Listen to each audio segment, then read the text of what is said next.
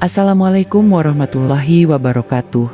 Selamat datang di channel Berbagi Kisah, tempat di mana kami membuka kembali sejarah yang selama ini dikunci, bukan dengan asumsi, tapi dengan dokumen, data, dan riwayat yang sahih.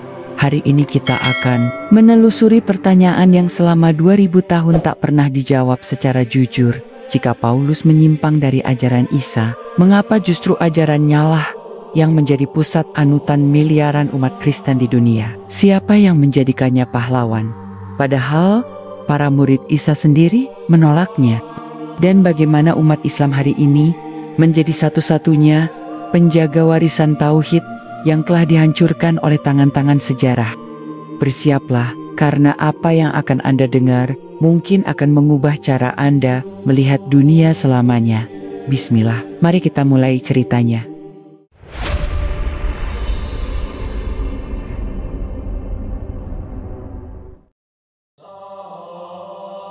Nama Paulus kini menjadi pusat dari seluruh bangunan agama Kristen modern. Padahal, jika diselami lebih dalam, akar ajaran yang ia bawa tidak hanya berbeda, tetapi bertentangan secara fundamental dengan misi kerasulan Nabi Isa bin Maryam.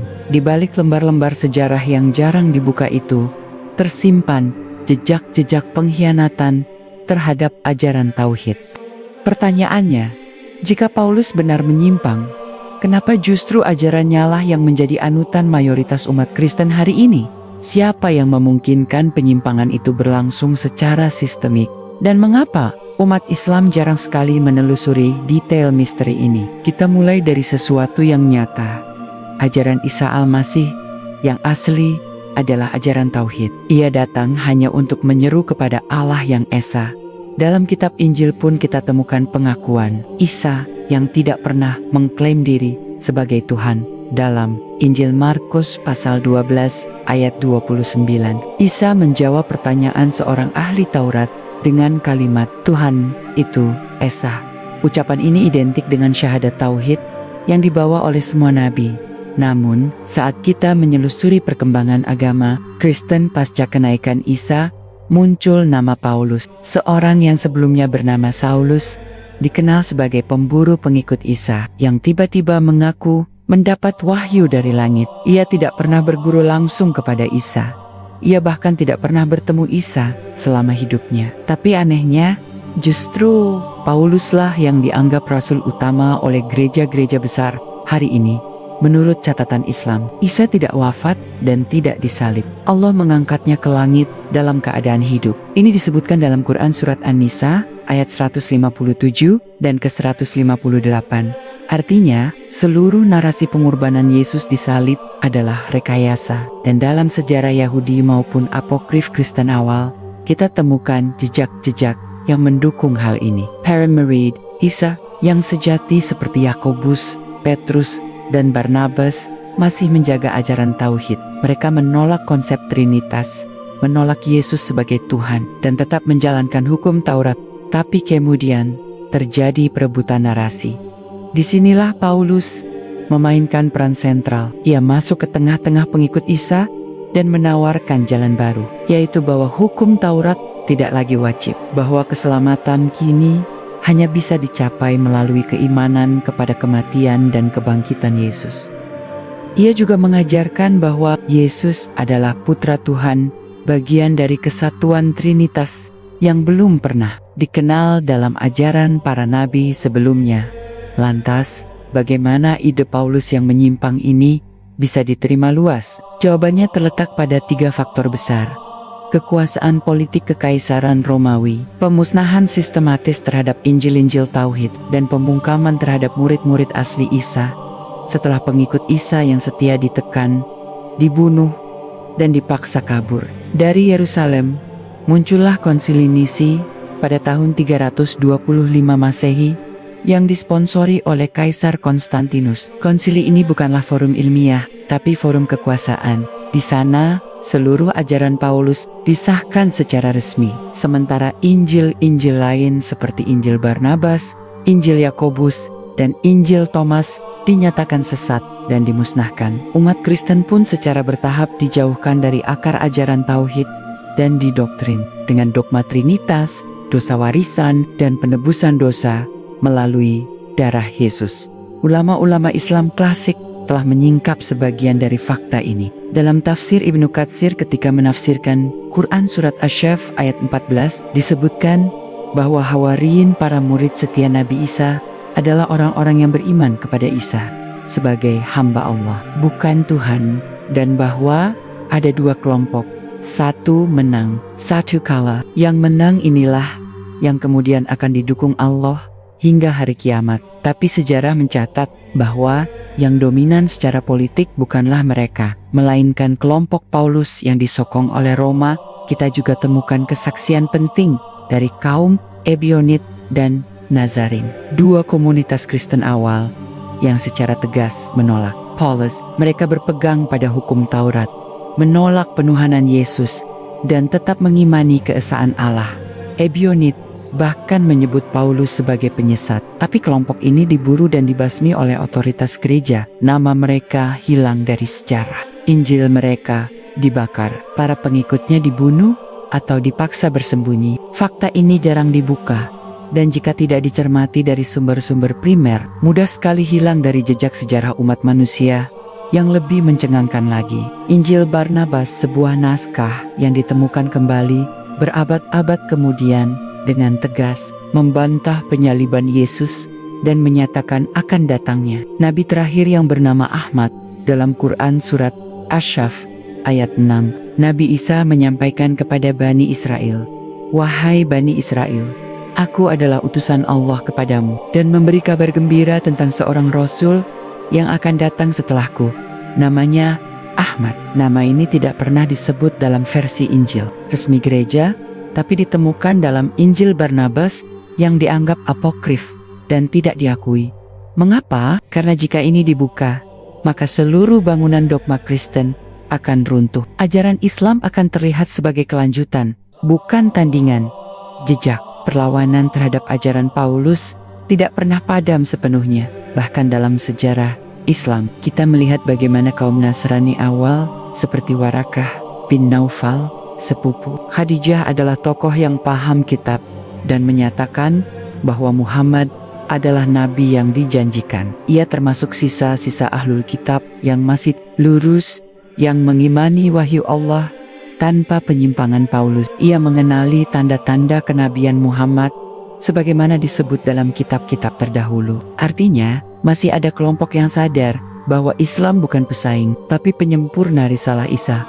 Namun kebanyakan umat Kristiani hari ini tidak menyadari bahwa keimanan mereka telah dibangun bukan di atas ajaran Isa, melainkan di atas tafsir Paulus yang ditetapkan melalui konsili-konsili politik. Bahkan sebagian besar isi perjanjian baru bukanlah ucapan Isa, tetapi surat-surat Paulus yang menyusun teologi Kristen modern. Surat-surat seperti Roma, Korintus, Galatia, dan Filipi semua berasal dari Paulus, bukan Isa. Artinya, umat Kristen hari ini lebih mengikuti Paulus ketimbang Yesus itu sendiri. Sementara itu, Islam tetap memurnikan ajaran tauhid yang dibawa semua nabi. Dalam Quran Surat Al-Baqarah ayat 136, Allah menegaskan, "Katakanlah, kami beriman kepada Allah dan kepada apa yang diturunkan kepada kami dan kepada apa yang diturunkan kepada Ibrahim, Ismail, Ishak, Yakub, dan anak-anak keturunannya, serta apa yang diberikan kepada Musa dan Isa, dan apa yang diberikan kepada nabi-nabi dari Tuhan mereka. Kami tidak membeda-bedakan seorang pun di antara mereka, dan kami hanya berserah diri kepadanya." Ini adalah deklarasi resmi bahwa ajaran Islam tidak datang untuk menyaingi Isa, melainkan untuk menyempurnakannya. Tapi karena sejarah dikaburkan, maka banyak yang mengira bahwa Islam adalah pesaing, bukan kelanjutan. Puncak dari penyimpangan Paulus terjadi ketika gereja mengadopsi Trinitas sebagai doktrin resmi. Ajaran ini mengubah keesaan Allah menjadi 3 pribadi yang berbeda: Bapa, Anak, dan Roh Kudus. Tidak pernah ada satupun nabi sebelumnya yang mengajarkan hal ini. Bahkan dalam Perjanjian Lama, Allah berfirman dalam kitab Ulangan pasal 6 ayat 4, "Dengarlah hai Israel, Tuhan itu Allah kita, Tuhan itu Esa, Inilah ajaran asli semua nabi. Tapi Paulus menggantinya dengan struktur teologisis yang rumit dan penuh manipulasi filosofis Yunani. Bagaimana mungkin umat Kristen tidak menyadari bahwa seluruh bangunan keyakinan mereka berdiri di atas pondasi Paulus, bukan Isa? Jawabannya ada pada sejarah yang telah dikendalikan oleh tangan-tangan kekuasaan. Gereja yang lebih peduli pada stabilitas politik ketimbang kebenaran wahyu, serta umat yang dijauhkan dari naskah-naskah asli yang kini hanya bisa ditemukan dalam salinan tersembunyi atau dalam jejak samar komunitas minoritas. Dan yang paling menyedihkan, ketika Islam datang untuk menyempurnakan ajaran para nabi, termasuk Isa, justru dianggap sebagai musuh. Padahal dalam Islam, Isa dimuliakan, dilindungi dari penyaliban, dan dijadikan salah satu Rasul Ulul Azmi yang akan kembali di akhir zaman untuk meluruskan penyimpangan yang terjadi. Bahkan dalam Quran Surat Al-Imran ayat 52, disebutkan bahwa Isa berkata kepada para Hawariyin, "Siapakah penolongku untuk menegakkan agama Allah?" Mereka menjawab, "Kami adalah penolong agama Allah." Dan Allah meneguhkan orang-orang yang beriman dari kalangan Bani Israel, serta menjadikan mereka golongan yang menang. Lalu siapa yang sebenarnya menang dalam sejarah? Apakah mereka yang mempertahankan ajaran Isa, atau mereka yang menyelewengkan ajaran itu demi kepentingan politik dan pengaruh Romawi? Pertanyaan ini masih menggantung. Dan lembar demi lembar, sejarah yang kita buka terus menunjukkan bahwa kebenaran telah lama dikaburkan. Dan kini, di zaman informasi terbuka, umat Islam harus berani menyambung kembali mata rantai yang telah diputus oleh tangan-tangan Paulus. Namun, penyimpangan tidak berhenti pada level teologisis semata. Setelah ajaran Paulus ditegakkan sebagai dasar iman Kristen melalui konsili Nisia, gereja justru bertransformasi menjadi institusi kekuasaan. Dogma bukan lagi semata urusan keyakinan, tapi menjadi alat kontrol politik. Kaisar Romawi menggunakan doktrin gereja untuk mengikat rakyatnya dalam satu sistem kepercayaan yang baru. Kristen versi Paulus. Yang terjadi kemudian adalah penindasan sistematis terhadap siapapun yang berusaha kembali kepada ajaran Isa yang murni. Injil-injil Tauhid dimusnahkan. Pengikutnya dibakar hidup-hidup sebagai heretik. Bahkan gereja menciptakan istilah bid'ah untuk membungkam mereka yang menolak Trinitas dan menolak penebusan dosa. Dunia Barat masuk ke dalam era kegelapan spiritual yang panjang. Ironisnya, semua ini dilakukan atas nama Yesus yang sejatinya adalah Nabi Tauhid. Sementara itu, di luar lingkaran Romawi, di semenanjung Arabia, sesuatu yang besar sedang menunggu waktu untuk meletup. Warakah bin Naufal, seorang rahib Nasrani yang masih memegang kitab Taurat dan Injil dalam bahasa Ibrani, melihat dengan jelas bahwa Nabi terakhir akan segera muncul. Dalam riwayat Syahih dari Bukhari dan Muslim, ketika Nabi Muhammad pertama kali menerima wahyu dan menggigil ketakutan, Warakah mengatakan, itu adalah Nemus Jibril yang juga datang kepada Musa. Seandainya aku masih muda dan hidup ketika kaummu mengusirmu. Perhatikan baik-baik, seorang Nasrani yang jujur seperti Warakah tidak menolak wahyu yang turun kepada Muhammad. Ia justru mengonfirmasi kebenaran kenabiannya. Artinya, sisa-sisa Nasrani awal yang masih lurus, masih mengenali kenabian Muhammad dan membenarkannya. Ini sangat kontras dengan gereja Romawi yang menolak mentah-mentah dan justru menjadikan Islam sebagai ancaman. Dalam banyak riwayat, para sahabat Nabi menyebutkan bahwa kaum Ahlul Kitab yang jujur berbondong-bondong masuk Islam ketika mengenali tanda-tanda kenabian dalam pribadi Muhammad. Di antaranya adalah Salman Al-Farisi, seorang penganut Nasrani yang jujur, mencari kebenaran, dan berpindah-pindah dari satu pendeta ke pendeta lainnya, hingga akhirnya sampai kepada Nabi Muhammad dan langsung memeluk Islam. Kisah ini diriwayatkan oleh Imam Ahmad dalam musnadnya, dan tergolong riwayat yang syahih. Salman mengungkapkan bahwa para pendeta terakhir yang ia temui telah mewasiatkan bahwa Nabi terakhir akan muncul dari Jazirah Arab dan membawa agama Ibrahim, dan tanda-tandanya sangat jelas. Tidak menerima sedekah, tapi menerima hadiah. serta memiliki tanda kenabian di antara kedua pundaknya. Semua tanda itu ada pada diri Nabi Muhammad. Pertanyaannya, mengapa gereja tidak pernah mengajarkan hal ini? Kenapa dokumen-dokumen seperti Injil Barnabas yang mencantumkan nama Ahmad sebagai nabi terakhir justru ditolak, dicap palsu, dan tidak masuk dalam kanon Injil resmi? Karena jika hal ini diakui, maka ajaran Paulus runtuh. Seluruh bangunan keimanan Kristen modern yang berdiri di atas penebusan dosa, ketuhanan Yesus, dan hukum kasih yang menggantikan Taurat akan ambruk. Maka tidak heran Injil Barnabas dianggap tabu, bahkan dihancurkan di banyak tempat. Padahal salinan-salinannya tetap eksis di perpustakaan rahasia, dan ketika dibuka, isinya sangat bersesuaian dengan Islam. Bahkan, sebagian peneliti barat non-muslim yang objektif mulai meragukan keabsahan Paulus. Bart D. Ehrman, seorang profesor perjanjian baru dan mantan Kristen fundamentalis, dalam banyak tulisannya, mengungkap bahwa banyak isi Injil yang dikaitkan dengan Yesus, sejatinya adalah tulisan-tulisan gereja pasca kematian Yesus, bukan dari Yesus sendiri. Paulus adalah pusat konstruksi tersebut. Lebih jauh lagi, penolakan terhadap ajaran Paulus bukan hanya datang dari umat Islam atau kelompok kecil Nasrani awal. Sejumlah kelompok Kristen seperti Unitarian hingga saat ini tetap menolak doktrin Trinitas dan ketuhanan Yesus. Mereka terus dibungkam oleh dominasi teologisis gereja mainstream.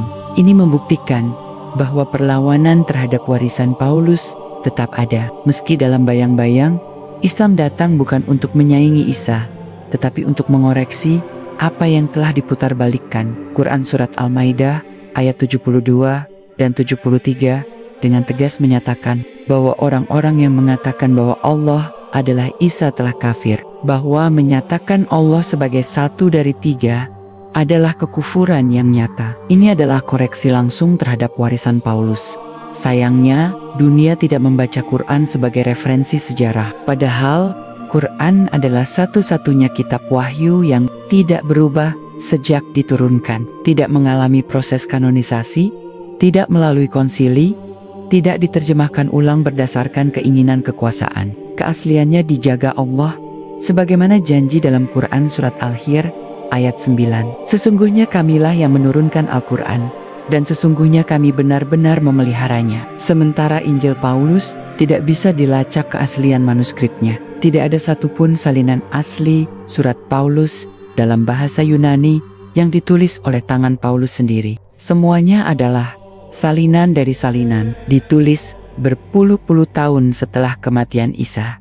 Bahkan Markus, Matius, Lukas, dan Yohanes tidak pernah mengklaim sebagai murid Isa langsung. Mereka sekadar narator anonim yang naskahnya diberi nama oleh gereja. Dalam situasi seperti ini, ketika informasi dikaburkan, ketika penyimpangan justru dilembagakan, maka hadirnya Islam adalah satu-satunya jalan untuk menyambung kembali mata rantai wahyu yang putus. Karena hanya Islamlah yang secara eksplisit memuliakan Isa, meluruskan sejarahnya, menolak penyaliban palsu, dan sekaligus menegaskan kedatangan Nabi terakhir Nabi Muhammad yang menyedihkan. Hingga hari ini, umat Kristen tidak menyadari bahwa mereka telah dijauhkan dari Isa yang asli. Mereka menyembah Yesus sebagaimana ditafsirkan Paulus, bukan sebagaimana diutus Allah. Bahkan salib yang menjadi lambang iman Kristen hari ini adalah simbol kekalahan, bukan kemenangan. Karena dalam Quran Surat An-Nisa ayat 157 dijelaskan bahwa Isa tidak dibunuh dan tidak disalib, tapi diserupakan bagi mereka. Artinya, seluruh pondasi iman Kristen Paulus dibangun di atas peristiwa yang tidak pernah terjadi. Sebuah tragedi manipulasi sejarah yang telah mengubah wajah agama tauhid menjadi politeisme terselubung. Sementara itu, misi kenabian tetap berjalan di tangan Nabi Muhammad. Beliau tidak datang membawa ajaran baru, melainkan untuk meluruskan apa yang diselewengkan oleh tangan manusia. Dalam khutbah perpisahan beliau bersabda, "Tidak ada nabi setelahku, dan tidak ada umat setelah kalian." Ini adalah penegasan bahwa risalah telah sempurna. Dan dalam Quran Surat Al-Maidah ayat 3, Allah berfirman, pada hari ini telah kusempurnakan untuk kalian agama kalian, dan telah kucukupkan nikmatku kepada kalian, dan telah kuridhoi Islam sebagai agama kalian. Ini bukan sekadar penyempurna dari ajaran Isa, tapi klimaks dari seluruh misi para nabi sebelumnya. Kita harus bertanya kembali, jika Paulus menyimpang, kenapa ajarannya yang menang? Karena kebenaran tidak selalu menang di tangan penguasa, tapi ia tetap hidup di hati mereka yang mencari. Dan hari ini umat Islam harus kembali menjadi saksi sejarah, menyambung kembali kisah yang selama ini diputus, menghidupkan kembali cahaya tauhid yang telah dikaburkan oleh sejarah, dan mengembalikan Nabi Isa ke posisinya yang sejati sebagai hamba Allah dan Rasul-Nya. Dan di titik inilah kita menemukan salah satu ironi terbesar dalam sejarah. Agama-agama samawi, ajaran yang dibawa oleh seorang nabi, tauhid Isa bin Maryam, justru dikaburkan oleh seorang yang tidak pernah mengenalnya, tidak pernah mendengar wahyunya, dan tidak pernah menyaksikan misinya. Paulus mengklaim mendapat penampakan Yesus dalam perjalanan ke Damaskus, dan dari sanalah ia mendirikan seluruh fondasi iman yang kemudian dikenal sebagai kekristenan modern. Tapi anehnya, para murid sejati Isa, Yakobus, Petrus, dan Barnabas, justru ditolak oleh gereja. Yakobus, saudara Isa menurut Injil, adalah pemimpin gereja Yerusalem yang paling awal. Ia tetap menjaga hukum Taurat, menyuruh orang sunat, dan menolak ketuhanan Isa. Tapi ketika Paulus memperkenalkan teologi keselamatan karena iman dan membebaskan umat dari hukum Musa, gereja malah memihak Paulus. Mengapa? Karena dalam pandangan para penguasa Romawi, ajaran Paulus lebih mudah diterima oleh masyarakat non-Yahudi. Ia menghapus sunat, ia menghapus larangan makanan, ia menyesuaikan Injil dengan budaya Yunani Romawi. Ia bahkan meminjam istilah filsafat Stoik seperti logos, anak Tuhan, dan inkarnasi. Ini adalah langkah-langkah yang disukai penguasa. Teologi Paulus membuat agama Yesus menjadi agama imperial yang bisa menyebar tanpa benturan budaya. Bandingkan dengan Islam. Ketika Nabi Muhammad datang membawa ajaran tauhid murni, beliau tidak menyesuaikan Islam dengan budaya Quraisy. Jasper, budaya Quraisy yang dibongkar dan ditata ulang sesuai wahyu. Tidak ada kompromi dengan paganisme, tidak ada sinkretisme, tidak ada penyamaran. Kebenaran ditegakkan meski berisiko dimusuhi seluruh jazirah Arab. Inilah perbedaan mendasar. Paulus membuat kompromi, Nabi Muhammad membawa revolusi. Dan hari ini, ketika kita membuka lembar demi lembar sejarah yang tersembunyi, kita mulai melihat pola itu semakin terang. Ajaran tauhid telah lama dibungkam oleh gereja. Bahkan dalam sejarah Islam, banyak ulama memperingatkan bahwa kaum ahlul kitab telah mengubah isi kitab suci mereka. Dalam tafsir Imam Oteti Sabari, disebutkan bahwa makna dari Quran surat Al-Baqarah ayat 79, maka kecelakaanlah bagi mereka yang menulis kitab dengan tangan mereka. Lalu mereka katakan, ini dari Allah, untuk memperoleh keuntungan yang sedikit, mengarah pada perilaku orang-orang seperti Paulus dan para penulis gereja sesudahnya. Mereka bukan sekadar menyalahpahami wahyu, tapi menulis ulang wahyu, menghapus hukum-hukum syariat, mengganti ajaran tauhid dengan dogma trinitas, dan menjadikan darah sebagai sarana penebusan dosa.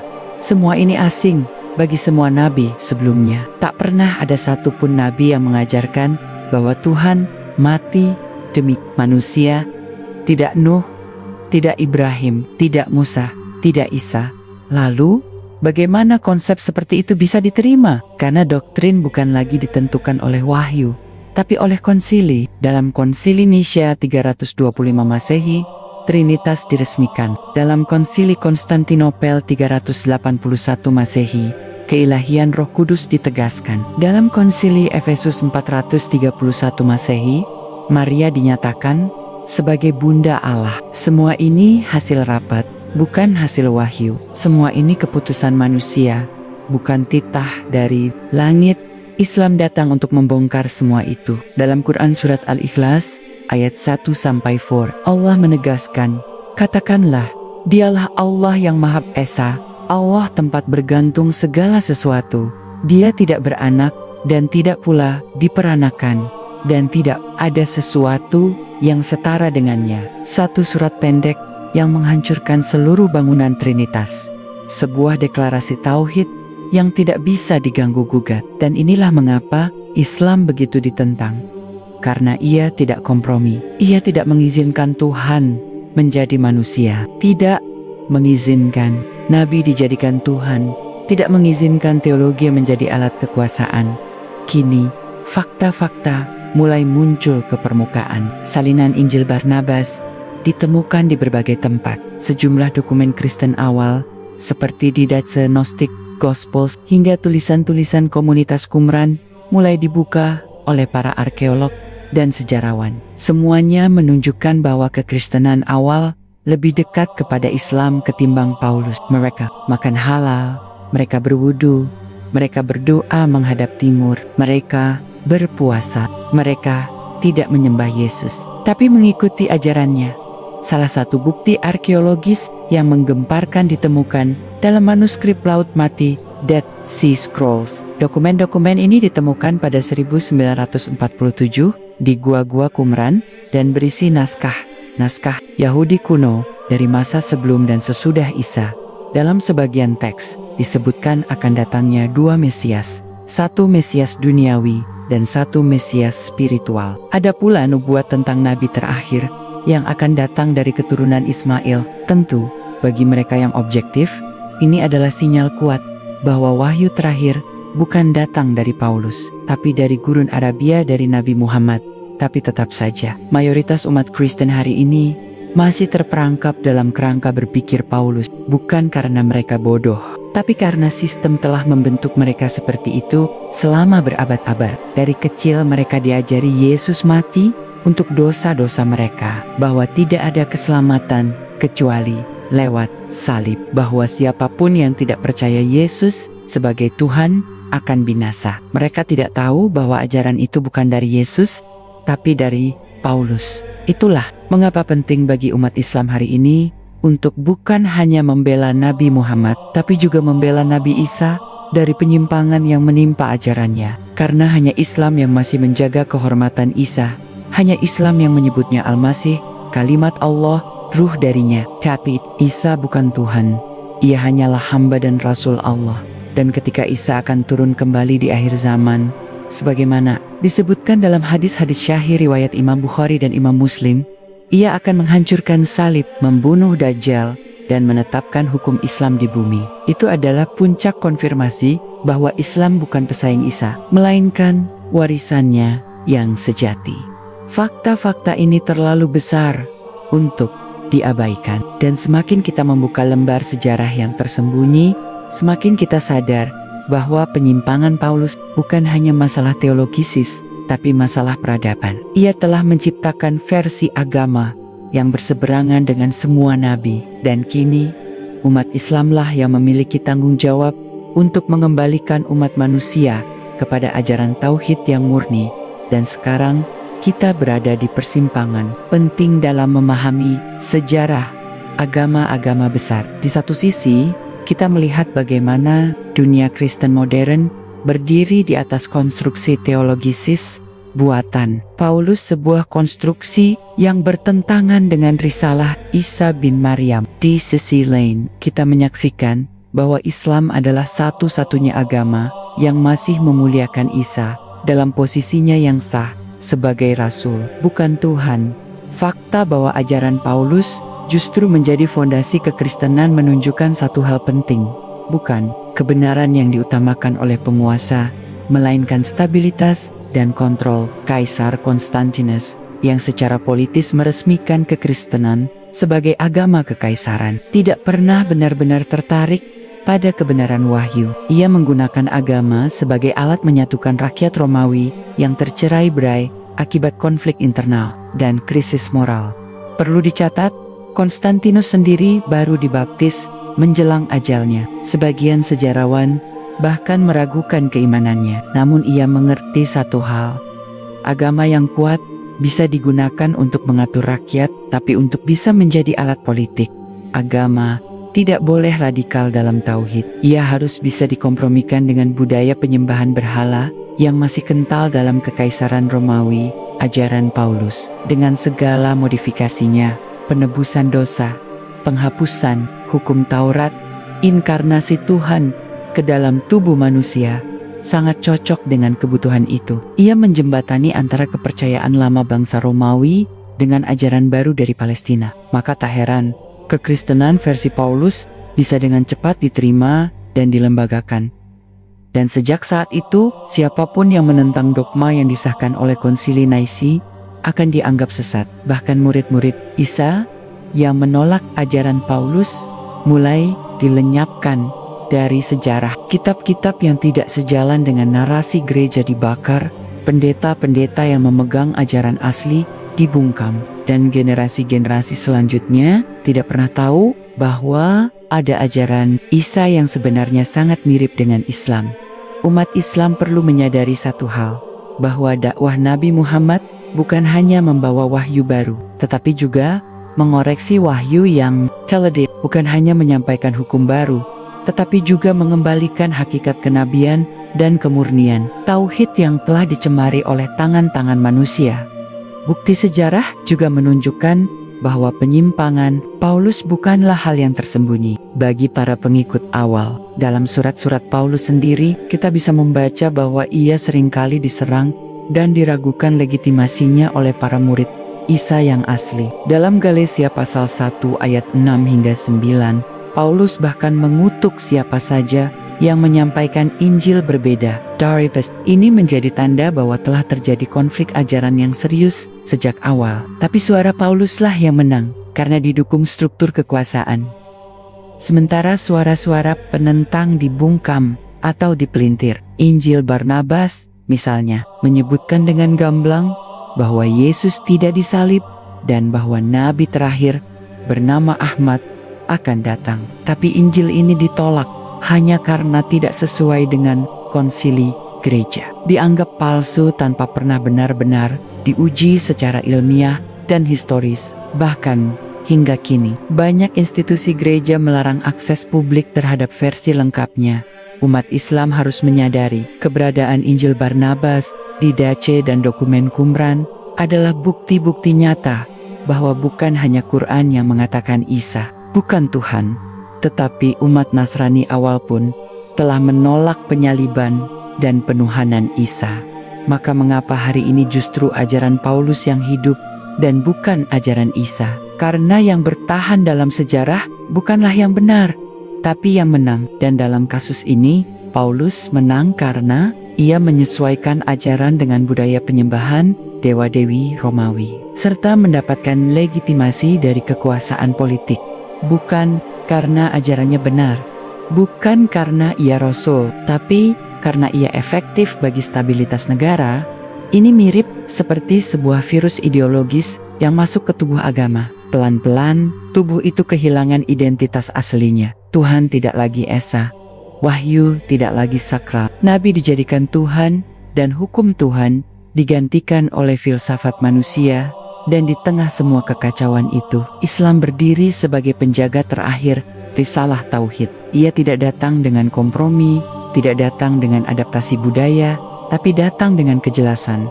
Allah adalah satu, Nabi adalah hamba, wahyu adalah petunjuk, bukan simbol. Kebenaran harus ditegakkan meskipun berhadapan dengan seluruh dunia.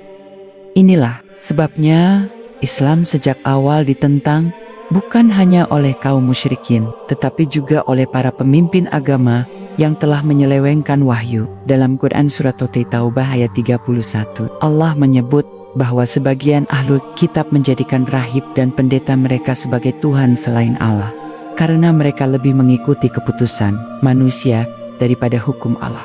Paulus telah menggeser fondasi agama dari wahyu ke doktrin, dari tauhid ke filsafat, dari keikhlasan kepada Allah menuju ketergantungan pada gereja dan sakramen. Dan hari ini, semua itu masih menjadi dasar keimanan miliaran orang di dunia tanpa mereka sadari bahwa akar keimanan mereka berasal dari seseorang yang tidak pernah bertemu Nabi Isa, tidak pernah menjadi saksi hidup kenabiannya, dan mengaku mendapat wahyu lewat penampakan cahaya yang bahkan tidak ada saksi manusianya. Dalam Islam, tidak ada nabi yang diangkat lewat peristiwa gaib yang tidak terverifikasi. Semua nabi mendapat wahyu melalui malaikat Jibril, dan kenabian tidak ditentukan oleh pengakuan pribadi, melainkan oleh bukti nyata, wahyu yang diturunkan, mukjizat, dan konsistensi risalah. Paulus tidak memenuhi satu pun dari itu. Ia bahkan ditolak oleh sebagian besar murid Isa pada masa hidupnya. Tapi karena sistem dan penguasa mendukungnya, maka narasinya yang menang. Dan kini, sudah saatnya umat Islam menyadari bahwa perjuangan mereka bukan hanya menjaga Islam, tapi juga mengembalikan Isa ke tempat yang benar dalam sejarah sebagai hamba Allah, bukan Tuhan. Sampai hari ini pun, sebagian besar umat Kristen tidak menyadari bahwa apa yang mereka yakini hari ini adalah hasil kompromi politik dan manipulasi sejarah, bahwa keselamatan tidak bergantung pada darah, tapi pada tauhid dan amal, bahwa Isa tidak mati di kayu salib, melainkan diangkat Allah dan akan kembali di akhir zaman untuk menyempurnakan misinya bukan dalam bentuk gereja, tapi dalam panji Islam. Ketika Isa kembali, ia akan menghancurkan salib dan menyatakan bahwa dirinya bukan Tuhan. Ini diriwayatkan dalam hadis sahih yang begitu kuat, sehingga para ulama Ahlus Sunnah sepakat bahwa turunnya Isa adalah bagian dari tenda-tenda besar hari kiamat. Tidak untuk membawa agama baru, tapi untuk meluruskan penyimpangan yang telah diwariskan oleh Paulus dan pengikutnya. Maka jika masih ada yang bertanya, jika Paulus menyimpang, kenapa ajarannya justru menang? Jawabannya adalah karena dunia lebih suka yang mudah, karena kekuasaan lebih suka yang bisa dikontrol, dan karena kebenaran seringkali terkubur dalam sejarah yang ditulis oleh pemenang. Tapi hari ini, dengan segala data, dokumen, dan wahyu yang masih terjaga, umat Islam punya kesempatan untuk menyambung kembali rantai yang telah terputus itu, untuk menjadi saksi sejarah bahwa ajaran Isa tidak mati, tapi hidup dan dilestarikan dalam Islam. Namun upaya menyambung kembali mata rantai risalah Isa melalui Islam bukanlah hal mudah. Sejak awal, proyek penyembunyian kebenaran telah berlangsung dengan sangat sistematis, tidak hanya melalui penghapusan manuskrip dan pembakaran Injil-Injil yang dianggap menyimpang dari doktrin Paulus, tapi juga melalui pembentukan persepsi global bahwa kekristenan yang ada saat ini adalah representasi langsung dari ajaran Yesus, sebuah persepsi yang dibangun melalui ratusan tahun penulisan ulang sejarah, propaganda, konsili, dogma, dan bahkan kekuatan militer. Sementara itu, umat Islam banyak yang tidak menyadari bahwa mereka adalah penjaga terakhir dari ajaran Isa yang sejati, bahwa mereka bukan hanya pengikut Nabi Muhammad, tapi juga pewaris otoritatif dari risalah Musa, Isa, dan seluruh nabi sebelumnya, bahwa dalam dada mereka tersimpan satu-satunya wahyu dari Tuhan yang belum terkontaminasi oleh tangan manusia, dan bahwa dalam ajaran Islamlah gambaran tentang Isa bin Maryam tidak hanya dikembalikan kepada kemurnian, tapi juga ditempatkan secara adil, tidak dituhankan, tidak diremehkan. Maka sangat penting bagi umat Islam untuk memahami siapa Paulus dan apa yang telah ia lakukan, bukan karena ingin menyerang kekristenan, tapi karena ingin menyelamatkan warisan Isa dari penyimpangan besar yang telah berlangsung selama 2000 tahun. Paulus adalah representasi dari tipikal figur yang mengklaim spiritualitas tanpa wahyu. Ia membangun agama berdasarkan pengakuan pribadi, bukan berdasarkan silsilah kerasulan yang jelas. Ia tidak memiliki sanad, tidak memiliki bimbingan dari nabi, tidak memiliki bukti kenabian. Tapi ia membawa pengaruh sangat besar, hanya karena didukung sistem kekuasaan. Dan jika kita biarkan narasi ini terus bertahan, maka anak-anak kita akan tumbuh dalam dunia yang percaya bahwa ketuhanan Yesus adalah fakta sejarah, padahal ia adalah hasil keputusan konsili, bahwa agama Kristen bersumber dari ajaran kasih Yesus, padahal ia adalah proyek teologi Paulus, bahwa Injil hari ini berisi sabda Yesus, padahal sebagian besar isinya adalah surat-surat Paulus. Sementara itu, Quran menyajikan narasi yang jauh lebih otentik. Ia tidak menyebut Isa sebagai Tuhan, melainkan sebagai anak Maryam yang suci. Ayat tidak menyebut Isa mati di tiang salib, tapi diangkat oleh Allah. Ia tidak menyebut Isa membawa agama baru, tapi menyambung risalah Musa dan menyeru kembali kepada tauhid. Dan yang paling penting, Quran menyebut nama Muhammad sebagai nabi terakhir yang dijanjikan oleh Isa sendiri.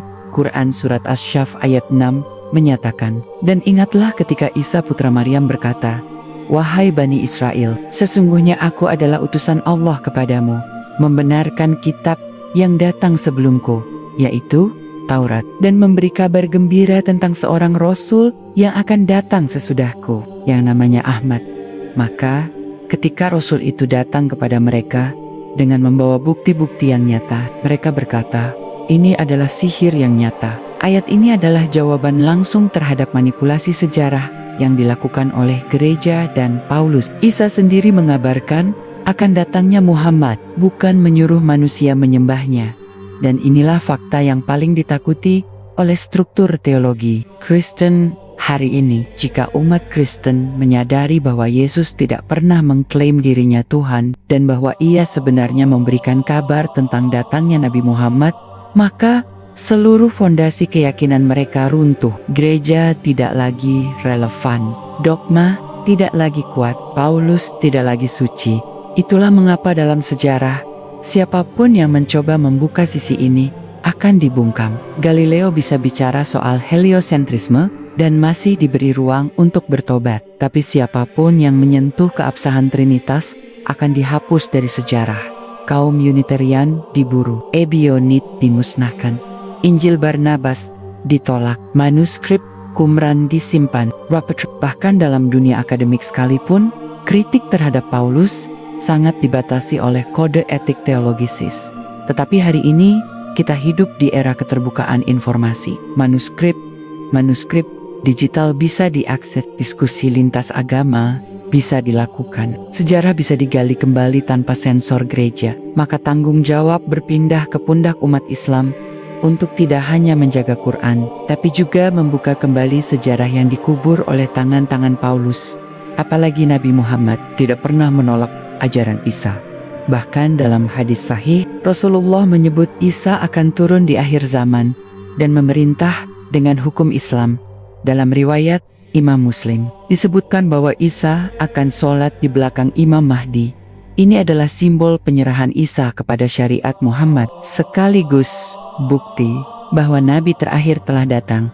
Ulama seperti Ibnu Katsir, Al-Qurtubi, dan Imam An-Nawawi secara konsisten menyebut bahwa turunnya Isa adalah bagian dari misi akhir zaman untuk meluruskan kekeliruan yang telah dibawa oleh Paulus. Isa tidak datang sebagai nabi baru, ia datang untuk menghancurkan salib, membunuh Dajjal, dan menetapkan kebenaran tauhid.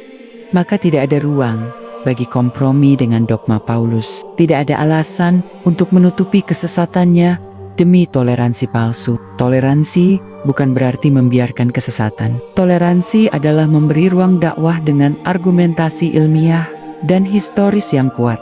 Dan hari ini kita sudah punya semua itu. Kita punya Quran, kita punya hadis syahih, kita punya sejarah Yahudi dan Kristen awal. Kita punya dokumen Injil yang disembunyikan. Kita punya manuskrip kuno dan penelitian akademik netral. Semua mendukung satu kebenaran bahwa Isa adalah utusan Allah, bukan Tuhan. Dan bahwa Nabi Muhammad adalah nabi terakhir yang disebut dalam kitab-kitab sebelumnya.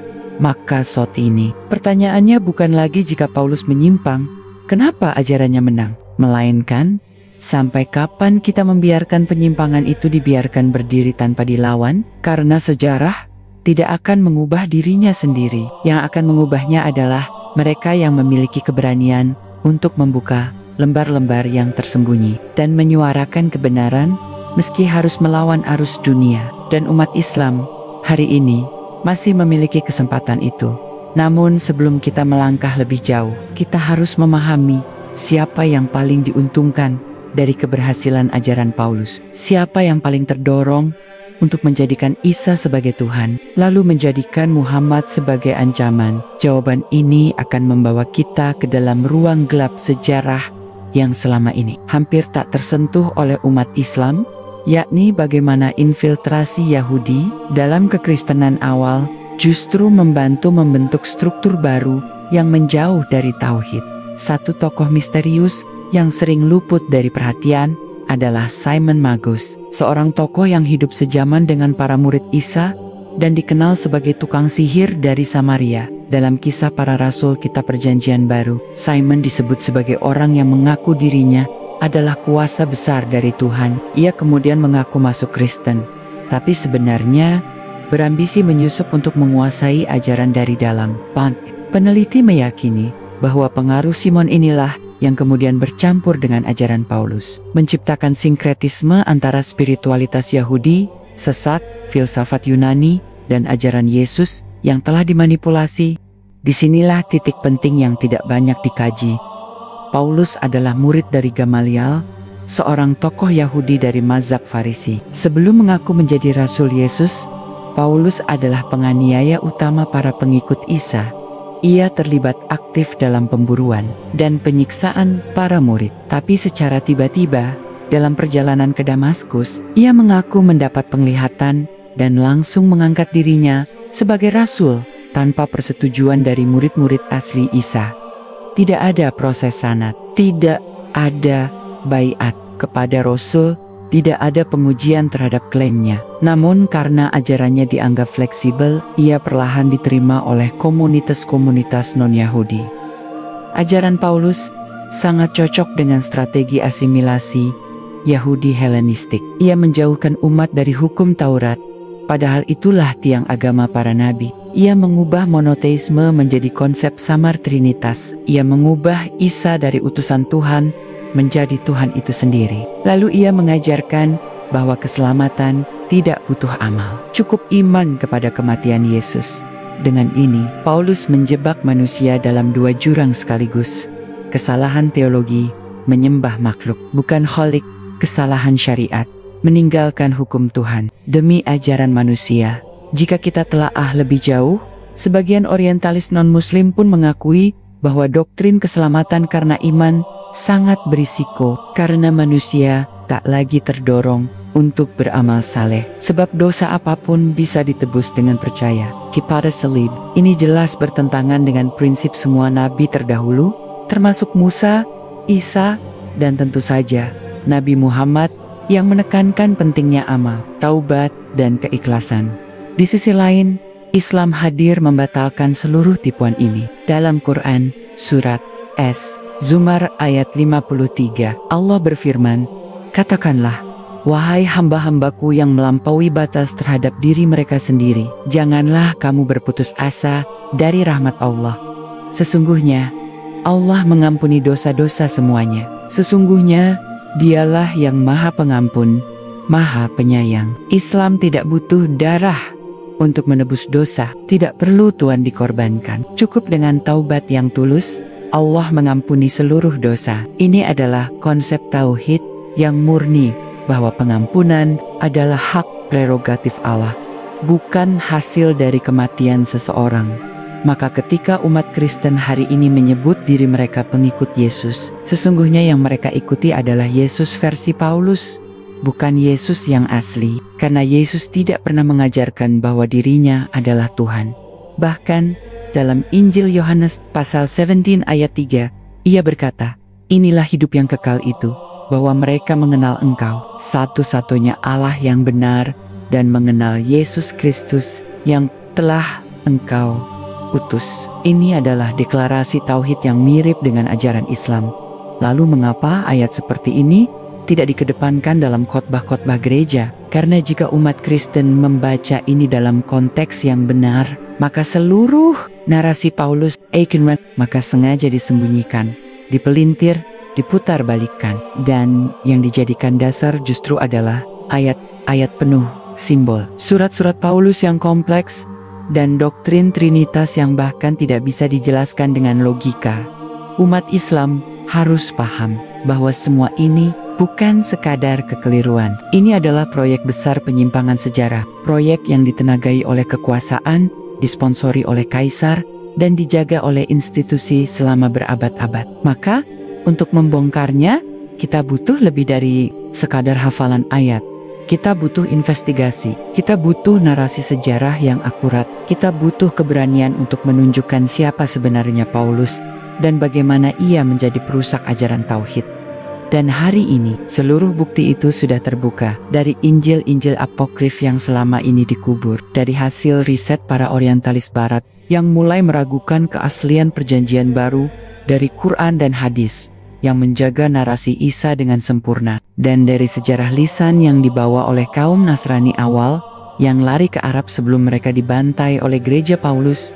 Maka tugas kita bukan sekadar menolak Trinitas, tapi juga membongkar siapa Paulus dan bagaimana ia menyusup, menyebar, dan mengakar dalam sistem Kristen hingga hari ini. Karena hanya dengan membongkar pusat virusnya, barulah kita bisa menyelamatkan banyak jiwa yang selama ini menyangka dirinya berada di jalan Yesus padahal justru tersesat. Karena warisan Paulus, ingatlah, bukan Islam yang menjadikan Yesus musuh, tapi gereja Pauluslah yang menjadikan Muhammad musuh, padahal beliaulah yang menyelamatkan ajaran Isa dari kehancuran. Dan hari ini, dunia sedang bangkit mencari kebenaran. Banyak mantan pendeta profesor teologi, hingga biarawan yang menemukan bahwa ajaran Yesus sejati hanya bisa ditemukan dalam Islam. Mereka membaca Quran dan melihat bahwa Isa yang sejati yang tunduk kepada Allah, bukan Tuhan, ada di dalamnya. Mereka berbondong-bondong masuk Islam karena merasa telah tertipu selama bertahun-tahun oleh Paulus dan ajarannya. Inilah kebangkitan tauhid, inilah gelombang akhir zaman yang telah lama dinanti. Dan di tengah arus informasi yang terbuka ini, kebenaran tidak bisa lagi disembunyikan. Kini, lembar-lembar sejarah sedang kita buka kembali. Satu demi satu, topeng-topeng Paulus mulai jatuh, dan umat Islam harus menjadi penulis sejarah baru. Sejarah yang jujur, adil, dan bersumber dari wahyu yang terjaga, agar dunia tahu bahwa ajaran Isa tidak pernah mati. Ia hanya dibungkam, dan hari ini Islamlah yang menghidupkannya kembali. Namun pertanyaan penting yang masih menggantung di udara adalah ini. Jika semua bukti begitu jelas, mengapa masih banyak orang yang lebih percaya pada Paulus daripada Nabi Isa yang sejati? Mengapa ketika umat Islam mengutip ayat-ayat Injil yang mengindikasikan tauhid, mereka dianggap salah kutip, salah konteks, bahkan dianggap memutarbalikkan teks? Jawabannya ternyata lebih dalam dan lebih strategis dari yang dibayangkan. Gereja, terutama dalam sistem teologisis barat, telah menciptakan sistem imun terhadap kritik historis. Mereka menciptakan dua tameng, dogma dan otoritas kanon. Pertama, dogma dijadikan wilayah sakral yang tidak boleh disentuh logika. Tritunggal memang tidak masuk akal. Karena itu, ia benar adalah cara berpikir yang kerap diajarkan di seminari. Seminari, logika, justru dianggap berbahaya. Padahal semua nabi, dari Ibrahim hingga Nabi Muhammad, justru menyeru manusia kepada iman yang berakal. Kedua, kanonisasi, yakni proses menentukan mana kitab suci yang sah, telah dikontrol sejak abad keempat oleh gereja politik. Injil-Injil yang sesuai dengan ajaran Paulus disahkan, sementara Injil lain, termasuk Injil Barnabas, Injil Thomas, dan apokrif-apokrif lainnya yang justru cenderung monoteistik, ditolak, dihancurkan, atau disembunyikan. Umat Kristen selama berabad-abad tidak pernah membaca Injil yang membantah penyaliban atau yang menyebut nama Nabi Muhammad. Semua telah dikurasi secara politis. Sebagian besar penganut Kristen modern tidak menyadari ini. Mereka tumbuh besar dengan diajari bahwa hanya ada 4 Injil. Mereka tak tahu bahwa ratusan Injil lainnya pernah beredar sebelum dikonsolidasikan. Mereka tak tahu bahwa Paulus bukan saksi hidup ajaran Isa. Bahkan, banyak yang tak menyadari bahwa hampir seluruh isi perjanjian baru bukan sabda Yesus, tetapi surat-surat Paulus dan narasi anonim gereja pasca peristiwa salib. Sementara itu, Islam satu-satunya agama yang menyebut nama Isa dalam ratusan ayat justru dijadikan musuh. Quran Isa lebih dari 25 kali. Dalam surat Al-Maidah ayat 110, Allah mengulang karunia kepada Isa.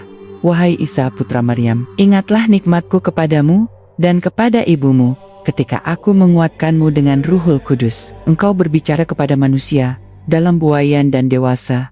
Islam tidak menghapus Isa, justru memuliakannya, tapi dengan cara yang benar, sebagai nabi, bukan Tuhan, sebagai manusia mulia, bukan inkarnasi ilahi, sebagai pembawa syariat, bukan korban penebusan dosa. Perhatikan bagaimana Islam mempertahankan identitas Isa yang utuh. Ia lahir tanpa ayah sebagai mukjizat. Ia berbicara sejak bayi. Ia menyembuhkan orang buta dan penderita lepra.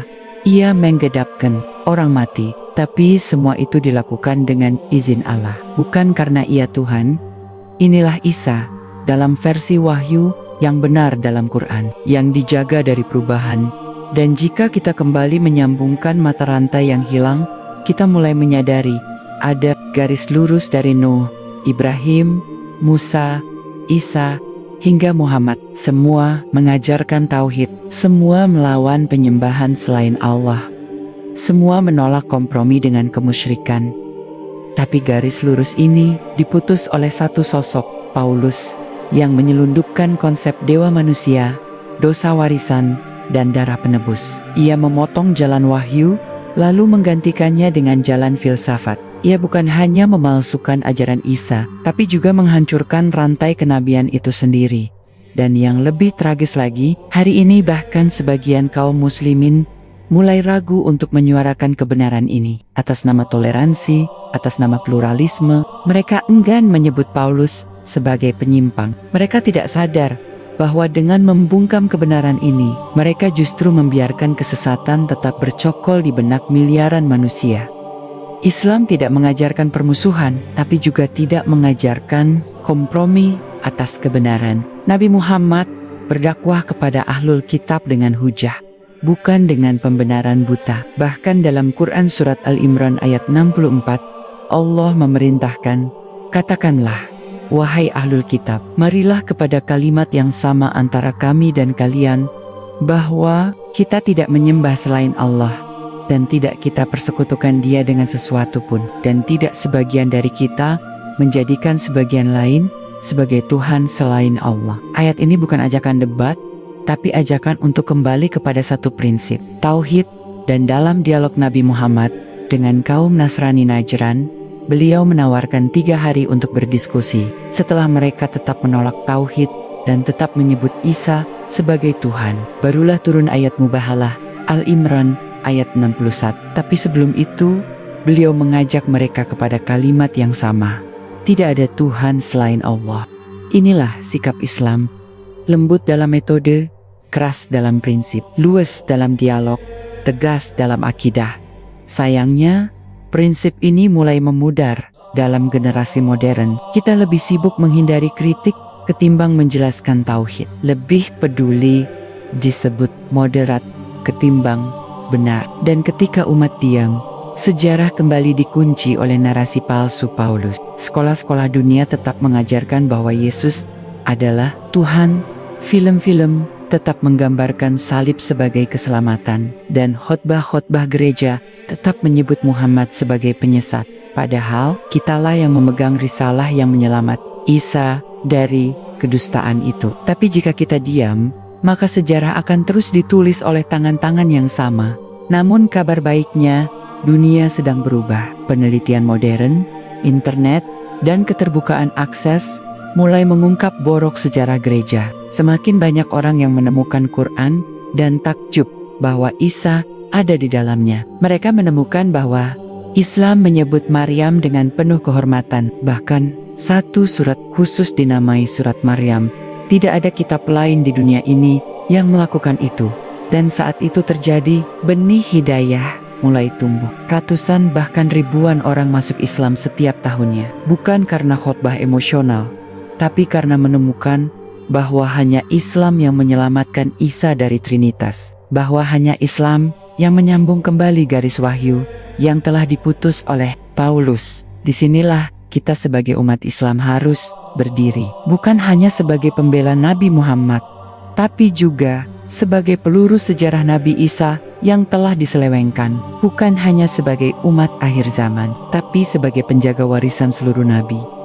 Karena selama dunia masih mengira bahwa ajaran Paulus adalah ajaran Isa, maka tugas kita belum selesai.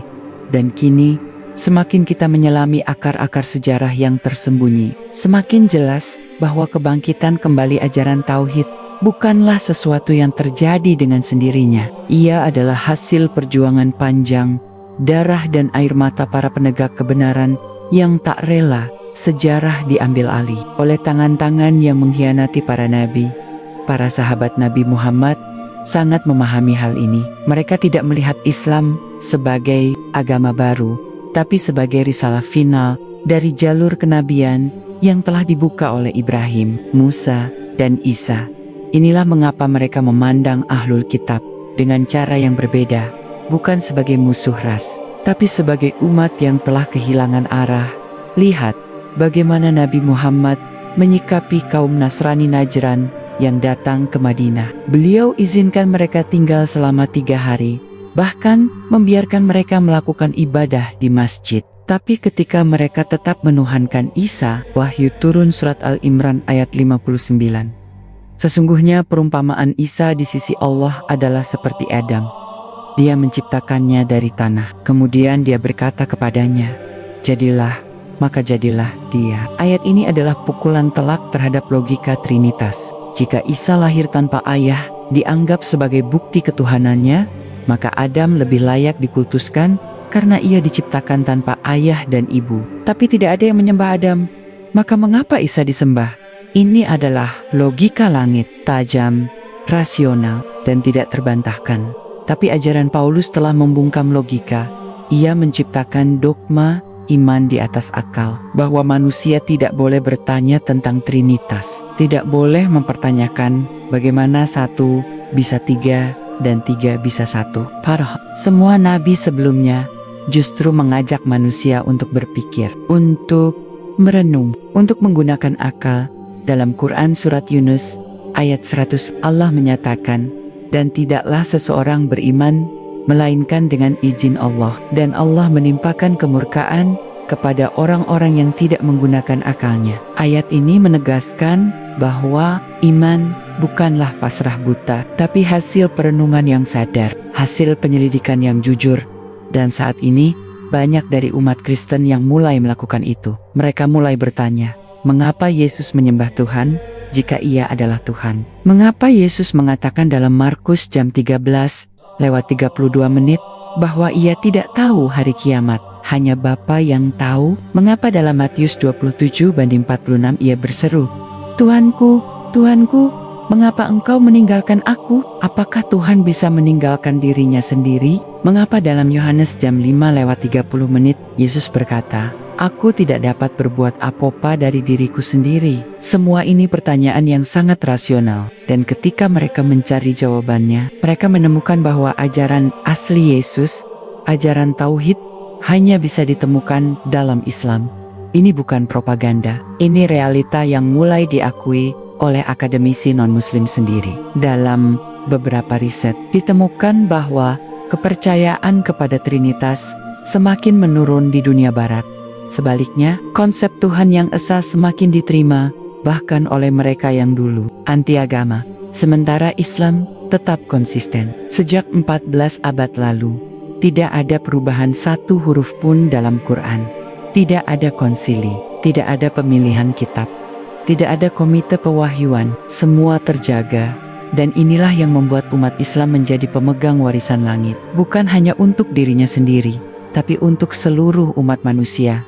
Namun, tugas ini berat karena sistem dunia saat ini masih diatur oleh narasi yang diwariskan oleh Paulus. Salib masih menjadi simbol global. Natal masih dirayakan sebagai kelahiran Tuhan, bukan kelahiran Nabi. Film-film Hollywood, kurikulum sekolah, bahkan budaya populer telah mengakar dengan versi Injil yang telah dipelintir. Itu sebabnya suara Islam harus lebih nyaring, tapi nyaring dengan hujah, bukan dengan emosi, dengan data, bukan dengan debat kosong. Kita harus membekali diri dengan sejarah, dengan pemahaman wahyu, dan dengan keberanian untuk menunjukkan bahwa Islam bukan musuh Isa, tapi pelindung terakhir ajarannya. Karena pada akhirnya, sejarah tidak akan bisa dibohongi selamanya. Dan hari itu sudah mulai datang. Mereka yang jujur mencari akan menemukan bahwa Isa tidak disalib, tapi diangkat Allah. Quran Surat An-Nisa ayat 157-158. Isa tidak datang membawa agama baru, tapi menyambung syariat Musa. Isa tidak pernah berkata aku adalah Tuhan. Bahkan dalam Injil, kalimat itu tidak ada. Dan bahwa Nabi Muhammad adalah Nabi terakhir yang disebut oleh Isa sendiri. Kini, semua ini bukan lagi sekadar doktrin. Ia sudah menjadi bagian dari kesadaran sejarah. Penemuan manuskrip kuno, gelombang mu'alaf dari kalangan Kristen, serta kritik internal terhadap Paulus oleh akademisi Barat. Semua menjadi bukti bahwa mata rantai yang hilang itu sedang disambung kembali, dan umat Islamlah yang harus memegang ujungnya. Bukan hanya untuk dirinya sendiri, tapi untuk seluruh umat manusia yang telah lama hidup dalam kesesatan yang dipoles indah oleh Paulus. Karena jika kita diam, maka generasi berikutnya akan kembali tumbuh dalam kebohongan. Tapi jika kita bicara dengan ilmu, hikmah, dan keberanian, maka sejarah akan kembali ditulis. Bukan oleh mereka yang berbohong atas nama Isa, tapi oleh mereka yang membelanya dengan kebenaran. Dan akhirnya, tibalah kita pada titik di mana semua simpul sejarah mulai terurai. Terlihat jelas bahwa Paulus bukan sekadar penyimpang biasa, tapi arsitek utama pembelokan ajaran langit. Ia tidak hanya merusak pondasi risalah Isa bin Maryam, tapi juga mengarahkan satu peradaban besar untuk menjauh dari tauhid, menuju penyembahan makhluk dan pembenaran dosa melalui keyakinan semu. Paulus mengubah wajah kenabian menjadi wajah kultus, dan dunia selama 2000 tahun berjalan dalam bayang-bayangnya.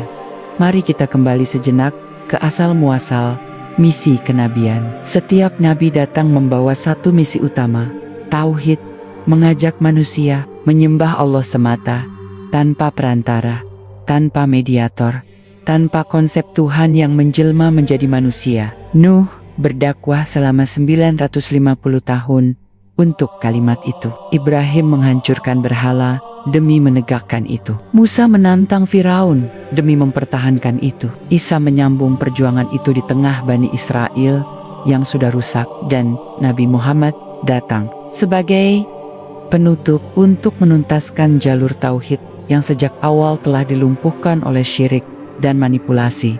Dan di tengah semua itu, satu nama merusaknya dari dalam, Paulus. Ia menyusup, mencampur adukan, dan mengikat manusia pada kepercayaan bahwa Tuhan adalah manusia, bahwa hukum Allah sudah usang, dan bahwa keselamatan bisa dibeli dengan keyakinan, bukan dengan penghambaan. Maka jawaban atas pertanyaan besar di awal tadi, jika Paulus menyimpang, kenapa ajarannya justru menjadi pusat anutan umat Kristen, menjadi sangat jelas. Karena ia didukung kekuasaan Karena. Ia menguntungkan elit gereja Karena. Ia menyesuaikan ajaran dengan hawa nafsu manusia, dan karena mereka yang membawa kebenaran, seperti murid-murid Isa yang setia, telah dibungkam dan dihapus. Dari sejarah yang menang bukan kebenaran tapi strategi, yang bertahan bukan wahyu tapi dogma buatan konsili. Dan hari ini, hampir 2 miliar manusia menyembah Tuhan yang disalibkan, bukan Tuhan yang Maha Esa. Mereka tidak tahu bahwa ajaran itu bukan berasal dari Yesus, tapi dari Paulus, dan bahwa Yesus yang asli, Isa bin Maryam, tidak pernah berhenti menyeru kepada la ilaha illallah. Namun sejarah tidak berhenti di situ, karena Allah telah menetapkan bahwa kebenaran akan tetap terjaga melalui satu risalah terakhir, Islam. Dan Allah telah berjanji dalam Quran, surat Asy-Syaff ayat 14, bahwa golongan yang beriman kepada Isa akan dimenangkan. Tapi kemenangan itu tidak datang dalam bentuk gereja, salib, atau kursi paus. Ia datang dalam bentuk Islam yang memuliakan Isa dengan cara yang benar. Ketika Isa turun kembali di akhir zaman, sebagaimana disebutkan dalam banyak hadis sahih, ia tidak akan memperkuat gereja. Ia tidak akan menegakkan hukum Paulus. Ia akan menghancurkan salib, membunuh Dajjal, dan menegakkan syariat Muhammad ini. Bukan opini. Ini adalah janji Rasulullah Dalam hadis sahih riwayat Imam Bukhari dan Muslim, bahkan dalam Sahih Muslim disebutkan, demi Allah, sesungguhnya akan turun Isa bin Maryam sebagai hakim yang adil, lalu ia akan mematahkan salib member nubuwi dan menghapus jizyah, serta kekayaan akan berlimpah, hingga tidak ada seorang pun yang menerima sedekah. Isa tidak datang untuk memvalidasi kekristenan modern, ia datang untuk membongkarnya. Inilah akhir dari skenario panjang penyimpangan Paulus, skenario yang telah menjerat manusia selama ribuan tahun, skenario yang menjadikan Isa sebagai Tuhan, dan menjadikan Muhammad sebagai ancaman. Tapi, pada akhirnya, Allah telah menetapkan bahwa kebenaran akan menang, dan Islam sebagai risalah terakhir adalah satu-satunya agama yang sejak awal telah menyuarakan bahwa Isa bukan Tuhan, bukan anak Tuhan, tapi utusan Allah, bahwa keselamatan bukan datang dari darah, tapi dari tauhid dan amal saleh, bahwa Nabi Muhammad adalah nabi terakhir yang disebut Isa dalam Injil yang telah disembunyikan. Kini, siapapun yang jujur mencari akan sampai pada kesimpulan ini, bahwa Paulus bukan pencerah, tapi perusak, bukan penerus ajaran Yesus tapi penyusap yang merancang sistem teologi alternatif demi memuaskan Romawi dan menundukkan Yahudi, dan bahwa satu-satunya agama yang masih menjaga warisan Isa dengan utuh adalah Islam. Tugas kita sekarang adalah melanjutkan perjuangan ini, bukan dengan emosi, tapi dengan ilmu, bukan dengan serangan, tapi dengan penyadaran, bukan dengan kebencian, tapi dengan kasih sayang kepada kebenaran. Karena pada akhirnya, sejarah tidak akan mengampuni kita jika membiarkan kebohongan ini terus berdiri tanpa perlawanan. Dan Allah tidak akan membiarkan umat yang diam ketika kebenaran dipalsukan. Kita hidup di zaman di mana lembar demi lembar sejarah yang dulu tersembunyi, kini bisa diakses dan disebarkan. Maka jika kita tidak bicara hari ini, mungkin generasi kita akan menjadi generasi terakhir yang membiarkan Paulus menulis ulang risalah Nabi Allah.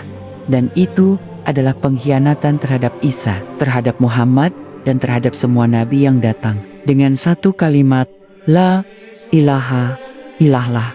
Jika kita melihat sejarah, bukan hanya sebagai catatan peristiwa, tapi sebagai arena perebutan pengaruh dan narasi, maka peran Paulus akan terlihat sangat strategis. Ia bukan hanya individu yang membawa ajaran baru, tapi figur kunci dalam konsolidasi ideologi Romawi Yunani ke dalam bentuk agama yang bisa dikendalikan. Paulus menyadari bahwa jika ajaran Isa dipertahankan dalam bentuk aslinya, ajaran tauhid yang ketat yang melarang penyembahan manusia dan menyeru pada hukum Taurat, maka ia tidak akan bisa diterima oleh masyarakat Romawi yang terbiasa dengan politeisme dan struktur kekaisaran berbasis ketuhanan kaisar.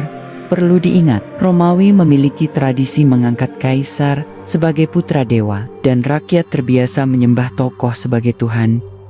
Ajaran Isa tentang penghambaan hanya kepada Allah akan berhadapan langsung dengan jantung budaya kekaisaran. Maka Paulus memainkan satu langkah penting, menyesuaikan Yesus dengan konsep dewa Yunani dalam filsafat Yunani kuno, terutama dalam konsep logos yang berkembang dari pemikiran Heraclitus dan dikembangkan oleh Philo dari Alexandria, seorang Yahudi Helenistik. Logos dianggap sebagai firman atau akal ilahi yang menghubungkan Tuhan dengan dunia materi. Paulus lalu menyerap konsep ini dan menciptakan Yesus sebagai logos anak Tuhan yang turun ke dunia untuk menyelamatkan manusia. Bukan lagi sekadar nabi, tetapi inkarnasi Tuhan dalam bentuk manusia. Ini bukan bagian dari ajaran Isa, tapi hasil adaptasi ide metafisik Yunani ke dalam narasi Injil. Langkah ini menyulap Yesus dari utusan Tuhan menjadi bagian dari Tuhan, dan dari sinilah akar Trinitas mulai ditanam dalam teologi murni Yahudi. Dan tentu saja dalam Islam, gagasan bahwa Tuhan bisa menjelma menjadi manusia adalah kekufuran yang nyata. Tapi dalam kultur Romawi Yunani, ini justru bisa diterima. Para dewa mereka seperti Zeus, Apollo, dan Hermes, semuanya digambarkan turun ke bumi dalam bentuk manusia. Inilah kenapa ajaran Paulus menang secara politis, dan budaya. Ia tidak terlalu suci untuk tidak bisa dikompromikan, dan tidak terlalu murni untuk menyulitkan adopsi. Ia berada di tengah-tengah, cukup spiritual untuk disebut agama, cukup pragmatis untuk dijadikan alat negara. Dan benar saja, ketika Kaisar Konstantinus melihat kekristenan versi Paulus sebagai alat persatuan politik, ia mengadopsinya, tapi bukan karena ia mengimani ajarannya. Bahkan dalam dokumen sejarah, Konstantinus baru dibaptis saat menjelang kematiannya, itu pun oleh pendeta Arian yang saat itu dianggap bidah karena menolak Trinitas. Ini membuktikan satu hal penting. Kekristenan bukan menang karena keyakinan, tapi karena kekuasaan. Ajaran Paulus bukan diterima karena kebenarannya, tapi karena fleksibilitasnya. Ia berhasil menyediakan Tuhan yang bisa diperdagangkan secara budaya. Bukan lagi Tuhan yang mengatur manusia, tapi Tuhan yang dibentuk sesuai keinginan manusia. Dan setelah kekristenan versi Paulus disahkan oleh Konsili Nicaea tahun 325 Masehi, pengaruhnya menjadi struktural. Para kaisar berikutnya menjadikan gereja sebagai mitra kekuasaan. Bahkan pada abad keempat dan ke-5, gereja mulai menggantikan peran negara dalam berbagai urusan sipil, pendidikan, hingga hukum.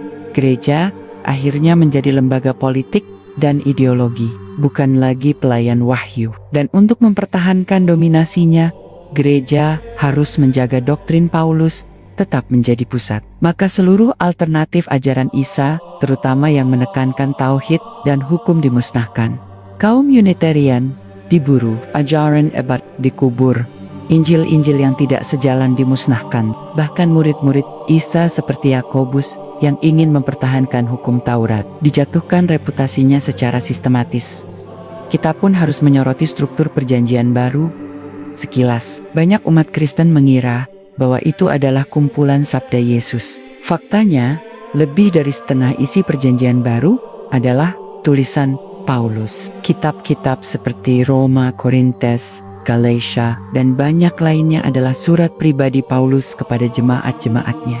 Bukan Injil, bukan sabda Isa, dan bukan wahyu langit.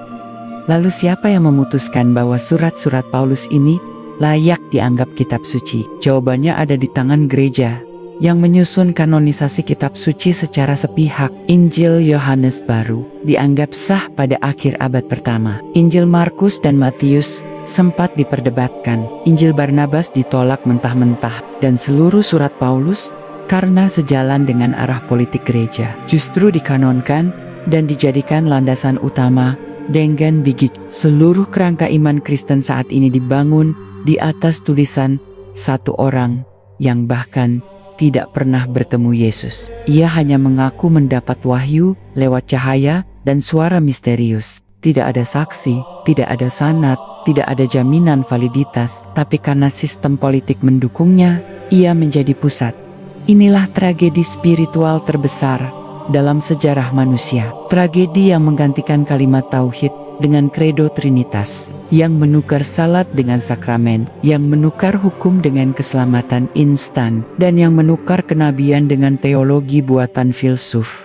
Namun ketika cahaya Islam datang, seluruh kebohongan ini mulai terkuak. Islam tidak pernah mengklaim sebagai agama baru. Quran datang sebagai muhaimin pelurus dan penjaga wahyu sebelumnya. Dan Nabi Muhammad datang bukan sebagai pesaing Isa, tapi sebagai penyempurna para nabi. Dalam surat Al-Ahzab ayat 40, Allah menyatakan, Muhammad itu bukanlah bapak dari salah seorang laki-laki di antara kalian, tetapi dia adalah Rasul Allah dan penutup para nabi, penutup, bukan pengganti, penyempurna, bukan penghapus. Itulah kenapa, meskipun Paulus memenangkan pertarungan sejarah, tapi ia tidak pernah mampu menghentikan kebenaran untuk bangkit kembali. Dan kebangkitan itu kini sedang berlangsung. Gelombang mu'alaf dari kalangan Kristen terus meningkat. Di Eropa, gereja kosong. Di Amerika, anak-anak muda mulai mempertanyakan doktrin. Bahkan, sebagian teolog Kristen sendiri mengakui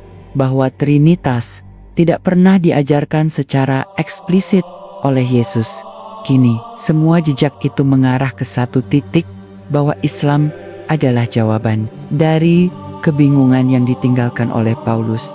Vatikan, pusat spiritual umat Katolik, sekaligus aktor geopolitik dan ideologis terbesar dalam sejarah Barat, berdiri kokoh di atas fondasi yang diletakkan oleh Paulus. Ia tidak berdiri di atas ajaran Isa yang lurus, tapi di atas apa yang dinarasikan tentang Isa oleh Paulus dan para penyusunnya di masa konsili. Paus sebagai pemimpin tertinggi bukanlah penerus kenabian, tapi representasi sistem hierarkis yang mengubah wahyu menjadi struktur birokratis. Mari kita buka fakta-fakta yang sering disembunyikan. Satu perpustakaan Vatikan dan dokumen yang disembunyikan. Vatikan menyimpan lebih dari 50 km rak manuskrip kuno yang tidak bisa diakses publik. Banyak peneliti independen telah meminta izin untuk meneliti salinan-salinan naskah awal Injil, termasuk versi-versi yang lebih dekat dengan komunitas Ebion, Nasrani awal, dan bahkan Injil Barnabas, tapi mereka ditolak atau hanya diberikan sebagian yang telah disunting. Pertanyaannya, jika tidak ada yang disembunyikan, mengapa ditutup? Sejumlah bocoran menyebutkan bahwa di dalam arsip tersebut terdapat salinan-salinan Injil yang sangat berbeda dengan versi kanonik hari ini. Beberapa bahkan mengarah langsung pada pengakuan Isa sebagai utusan, bukan Tuhan. Dan dalam penggalian naskah kuno di luar Vatikan, seperti Nag Hammadi dan Qumran, temuan serupa menguatkan bahwa komunitas Kristen awal mayoritas menolak penyaliban dan penuhanan Yesus. Kedua, pengakuan paus dan uskup tentang ajaran Paulus. Beberapa tokoh gereja modern secara tidak langsung mengakui penyimpangan ini. Paus Benediktus XVI, misalnya, dalam salah satu kuliahnya di Universitas Regensburg, menyatakan bahwa filsafat Yunani sangat berpengaruh dalam pembentukan dogma Kristen. Artinya, apa yang dianggap iman bukan murni wahyu, tapi hasil percampuran budaya dan filsafat lebih jauh. Paus Fransiskus bahkan pernah berkata dalam wawancara dengan media Italia bahwa neraka bukanlah tempat seperti yang dibayangkan banyak orang, dan menolak ide bahwa hanya orang Kristen yang selamat. Ini adalah bentuk peluruhan keyakinan yang selama ini dipropagandakan oleh ajaran Paulus, bahwa keselamatan hanya lewat iman kepada penyaliban Yesus. Jika itu tidak lagi diyakini sepenuhnya oleh pemimpinnya, maka seluruh bangunan teologinya runtuh dari dalam. Tiga penemuan arkeologi yang mengguncang. Temuan naskah laut mati Dead Sea Scrolls di Qumran pada 1947 membuka satu jendela sejarah baru. Di sana ditemukan dokumen dari komunitas Essence, kelompok Yahudi yang hidup sebelum dan sesudah Isa, yang menolak keras ritual pengorbanan darah sebagai jalan pengampunan. Mereka lebih dekat pada konsep tobat, amal, dan penyucian jiwa seperti dalam Islam. Dalam sebagian dokumen tersebut disebut-sebut tentang guru kebenaran yang akan datang, dan nabi terakhir dari bangsa gurun yang bagi peneliti Muslim diyakini sebagai nubuat tentang Muhammad. Tapi semua ini tidak pernah dimasukkan dalam kurikulum teologi gereja, bahkan diblokir dari perdebatan awam. 4. Pengakuan akademisi barat. Tokoh seperti Bart D. Ehrman, mantan Kristen evangelis yang kini menjadi profesor studi perjanjian baru, dalam banyak karyanya membongkar bahwa sebagian besar isi Alkitab adalah hasil redaksi manusia. Dalam bukunya Misquoting Jesus, ia menunjukkan bahwa banyak ayat dalam Injil yang merupakan sisipan gereja untuk menyesuaikan ajaran dengan doktrin yang sedang berkembang. Ehrman menegaskan bahwa Yesus tidak pernah mengklaim dirinya Tuhan. Yang membangun klaim itu adalah gereja, khususnya setelah dominasi ajaran Paulus. Bahkan dalam wawancaranya dengan BBC dan PBS, Ehrman menyebutkan jika Yesus kembali hari ini, dia tidak akan mengenali agama yang memakai namanya 5. Sistem liturgi dan dogma. Vatikan. Hampir seluruh ritus dalam gereja Katolik dan Protestan berasal dari tafsir Paulus. Baptisan untuk keselamatan diajarkan Paulus, bukan Isa.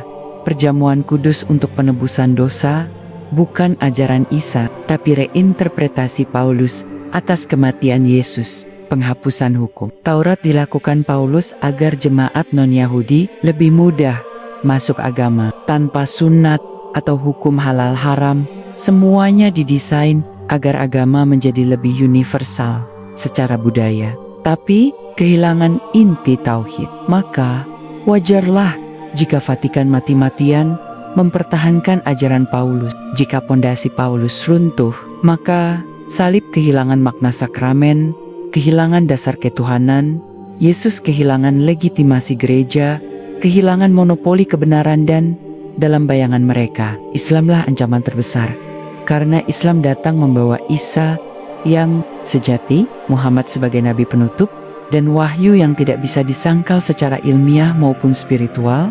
Kini kita memahami mengapa ajaran Paulus yang menyimpang justru menjadi pusat anutan umat Kristen, karena telah menjadi bagian dari struktur kekuasaan karena mendapat legitimasi politik kekaisaran Romawi dan Vatikan karena menyenangkan akal pagan yang ingin Tuhan menjadi manusia karena sistem pengajaran telah dijauhkan dari risalah Nabi yang asli dan karena umat Islam sendiri belum bersuara dengan keberanian dan keilmuan, tapi sejarah tak bisa ditahan selamanya. Hari ini, semakin banyak yang membandingkan Injil dengan Quran dan menemukan bahwa satu-satunya agama yang menyelamatkan Isa dari kedustaan adalah Islam.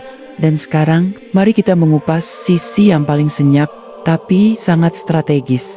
Bagaimana ajaran Paulus dipertahankan dan disebarkan secara global melalui sistem pendidikan, media, misi internasional, dan infiltrasi budaya, terutama terhadap dunia Muslim. Inilah dimensi modern dari proyek pelestarian penyimpangan yang dirancang 2000 tahun lalu, namun tetap hidup hingga hari ini. Jika dahulu Paulus membutuhkan kaisar dan konsili untuk mematenkan doktrinnya, maka kini warisan itu diteruskan lewat struktur kekuasaan baru.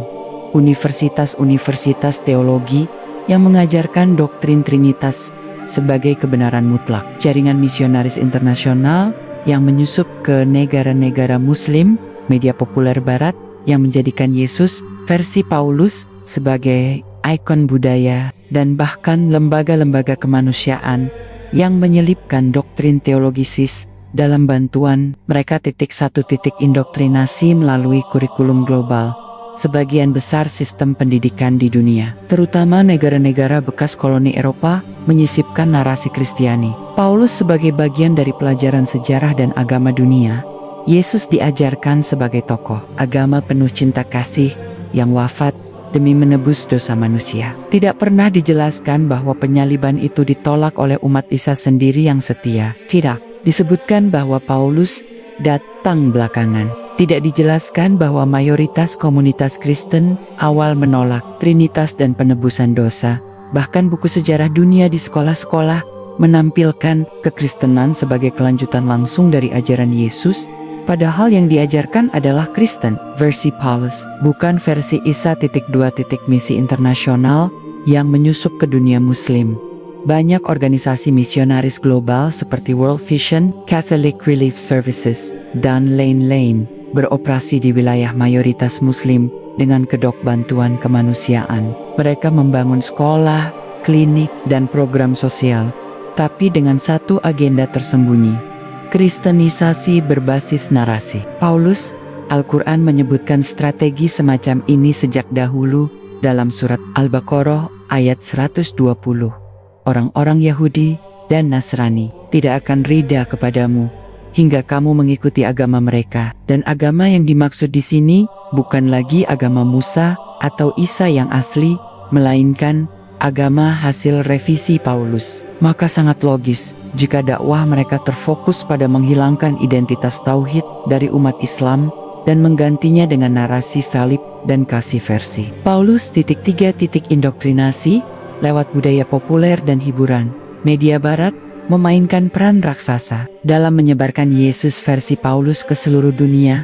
Film-film Hollywood seperti The Passion of the Christ, Son of God, Jesus Christ Superstar, semuanya menggambarkan Yesus sebagai Tuhan yang menderita di kayu salib demi menebus dosa umat manusia. Serial-serial seperti The Chosen dan berbagai dokumenter di Netflix atau National Geographic menyajikan Yesus dengan latar naratif Paulus.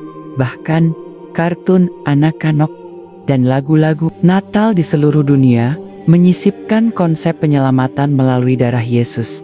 Semuanya ini didesain untuk menciptakan persepsi massal, bahkan sejak usia dini, bahwa penyembahan kepada Yesus adalah hal wajar, bahwa Tuhan menjelma jadi manusia, bahwa penyaliban adalah pusat keselamatan. Padahal seluruh ini adalah hasil konstruksi Paulus, bukan ajaran Isa. 4. Peran strategis dalam politik dan diplomasi global. Beberapa negara besar menggunakan narasi kekristenan Paulus untuk mempengaruhi kebijakan luar negeri mereka. Lembaga-lembaga intelijen dan diplomatik seperti CIA dan USAID pernah terlibat dalam dukungan terselubung terhadap program-program evangelisasi di Timur Tengah, Afrika, dan Asia Tenggara. Selain itu, Vatikan meskipun negara mikro memiliki pengaruh diplomatik yang luar biasa. Dengan ratusan kedutaan dan perwakilan resmi di berbagai negara muslim, mereka tidak hanya membawa pesan damai, tapi juga menyebarkan nilai-nilai yang sejatinya mengakar dari doktrin Paulus. Lambang salib, perayaan Natal, dan konsep kasih universal disisipkan dalam wacana internasional sebagai standar moral dunia. Padahal seluruh itu dibangun dari struktur teologi yang menyimpang dari wahyu. Kelima, perang psikologis terhadap umat Islam. Strategi paling licik adalah membuat umat Islam ragu terhadap agamanya sendiri dengan mengulang-ulang bahwa Islam adalah agama kekerasan, bahwa Nabi Muhammad tidak disebut dalam Injil, bahwa Isa dalam Quran adalah hasil plagiat dari cerita Kristen, dan bahwa wahyu Islam adalah tiruan dari agama Yahudi dan Kristen. Padahal semua ini bisa dijawab dengan ilmu dan bukti, tapi karena kaum muslimin tidak menguasai sejarah Injil dan perang narasi Paulus, mereka bungkam. Mereka bahkan tidak tahu bahwa Injil hari ini berisi surat-surat Paulus lebih banyak daripada ucapan Isa. Mereka tidak tahu bahwa sejarah kanonisasi kitab suci adalah proses politis, bukan proses wahyu. Mereka tidak tahu bahwa konsep Trinitas baru diresmikan 3 abad setelah Isa naik ke langit. Ketidaktahuan ini membuat banyak Muslim ikut menyebarkan narasi Kristen Paulus secara tidak sadar melalui toleransi yang salah tempat, melalui penyebutan Yesus sebagai juru selamat, atau melalui penghormatan terhadap salib hanya karena alasan sosial. Padahal salib bukan simbol Isa, tapi simbol Paulus, simbol kegagalan penyembahan terhadap Allah yang Maha Esa. Di titik ini, kita harus menyadari bahwa mempertanyakan posisi Paulus bukan hanya kritik historis, tapi kewajiban intelektual dan spiritual. Karena selama ajaran Paulus masih dianggap sebagai jalan keselamatan, selama itu pula manusia akan tersesat dari jalan yang dibawa oleh Isa yang sejati. Dan tugas membongkar kebohongan ini tidak bisa diserahkan hanya kepada akademisi. Ini tanggung jawab umat. Umat yang membaca Quran, umat yang sholat 5 waktu, umat yang mengaku mencintai Isa bin Maryam. Jika kita tidak membongkar Paulus, maka kita telah mengkhianati Isa. Karena Isa tidak pernah berkata, "Sembahlah aku," tapi Paulus yang menjadikannya Tuhan. Jika kita diam, maka generasi berikutnya akan tumbuh dalam dunia yang menjadikan salib sebagai simbol cinta dan Muhammad sebagai simbol kekerasan. Jika kita takut berkata jujur, maka kita telah menjadi bagian dari konspirasi sejarah itu sendiri.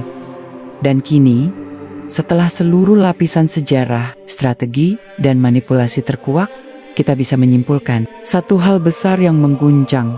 Ajaran Paulus bukan saja menyimpang, ia adalah rekayasa yang disengaja, sebuah upaya sistematis untuk menghapus fondasi tauhid dari ajaran Isa bin Maryam dan menggantinya dengan teologi buatan yang cocok dengan hasrat politik dan budaya pagan Romawi.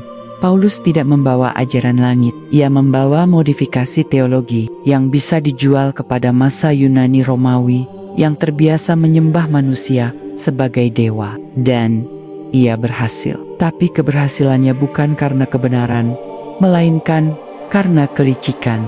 Lebih menyedihkan lagi, setelah ajaran ini diterima luas oleh kekuasaan, ia menjadi standar kebenaran dalam sejarah Barat, dan umat Kristen bahkan Sabejian, umat Islam, tidak sadar bahwa mereka sedang meyakini warisan yang tidak pernah diajarkan oleh Yesus sendiri.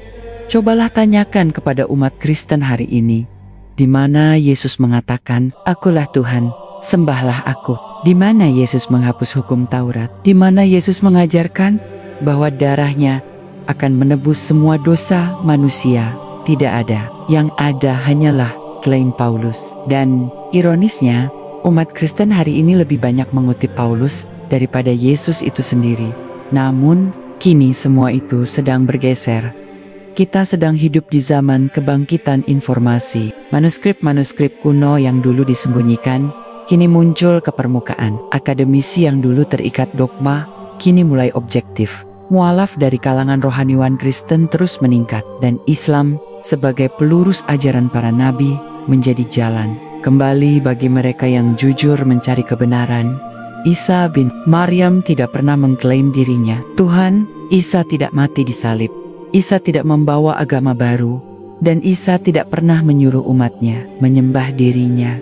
Semua penyimpangan itu datang dari Paulus, dan satu-satunya kitab suci yang dengan tegas mengoreksi kebohongan itu adalah Quran. Quranlah yang membela Isa. Quranlah yang menyebut Maryam sebagai wanita terbaik sepanjang masa. Quranlah yang menyebut nama Isa lebih dari nama Muhammad sendiri.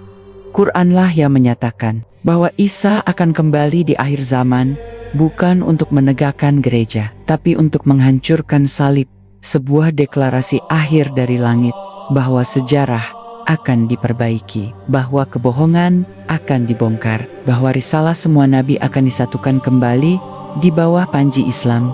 Maka, jika masih ada yang bertanya, jika Paulus menyimpang, kenapa ajarannya justru yang menang? Jawabannya sederhana, tapi pedih, karena umatnya diam, dan penguasa suka dengan kebohongannya. Tapi kini, era diam sudah berakhir. Kini giliran umat Islam yang bicara, bukan dengan amarah, tapi dengan ilmu. Bukan dengan provokasi, tapi dengan kebenaran. Kita tidak datang untuk menghancurkan gereja. Kita datang untuk menyelamatkan Isa dari fitnah gereja. Kita tidak menyerang Kristen. Kita hanya meluruskan bahwa Kristen hari ini bukan agama Yesus, tapi agama Paulus. Dan kita tidak datang untuk menghapus cinta, tapi justru menempatkan cinta di tempat yang benar, cinta kepada Allah yang Esa, yang tidak beranak dan tidak diperanakkan. Karena itu, sampaikanlah kebenaran ini, bagikan pada mereka yang masih mencari, ajak dialog, bukan debat, sebarkan hujah, bukan kebencian. Tapi jangan sekali-kali ragu, karena selama dunia masih menyebut Yesus sebagai Tuhan, selama itu pula tugas umat ini belum selesai. Kita adalah saksi sejarah, kita adalah penjaga tauhid, dan kita adalah penerus risalah Isa yang sebenarnya. Dan katakanlah, telah datang kebenaran, dan lenyaplah kebatilan. Sesungguhnya, kebatilan itu pasti lenyap. Quran Surat Al-Isra ayat 81. Sejarah tidak pernah benar-benar hilang. Ia hanya dikubur oleh mereka yang takut pada kebenaran. Tapi kebenaran punya caranya sendiri untuk bangkit. Dan hari ini, kita menyaksikan itu terjadi. Kita telah membuka lembar-lembar sejarah yang selama ini disembunyikan tentang siapa Paulus, apa yang dia ubah, dan bagaimana umat manusia dijauhkan dari ajaran Isa yang sejati. Maka kini, pilihan ada pada kita semua. Apakah kita akan tetap diam atau bersuara? Apakah kita akan tetap mengikuti warisan palsu atau kembali kepada wahyu yang terjaga? Karena masa depan tidak ditentukan oleh mereka yang kuat, tapi oleh mereka yang berani mencari kebenaran. Jika video ini membuka wawasanmu, bagikan sekarang kepada mereka yang belum tahu. Klik subscribe untuk terus ikuti narasi-narasi sejarah Islam yang tak pernah diajarkan di sekolah. Jangan lupa like dan tinggalkan komentarmu. Kita buka diskusi yang sehat, bukan debat yang penuh emosi. Dan ingat, tauhid bukan warisan. Ia adalah tugas yang harus dijaga. Wassalamualaikum warahmatullahi wabarakatuh.